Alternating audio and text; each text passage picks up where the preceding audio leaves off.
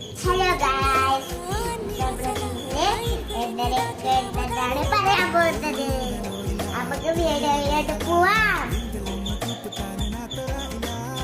ഈ മീൻ ഇത് ചുമന്ന കളറാണ് ഗായ്സ്. ഇത് ചളിങ്ങി വന്നിരിക്കുന്നത്. ഇവിടെ ഒന്ന് ചത പോലെ ഇരിക്കും. ഇത് കണ്ണൻകൊടിയ.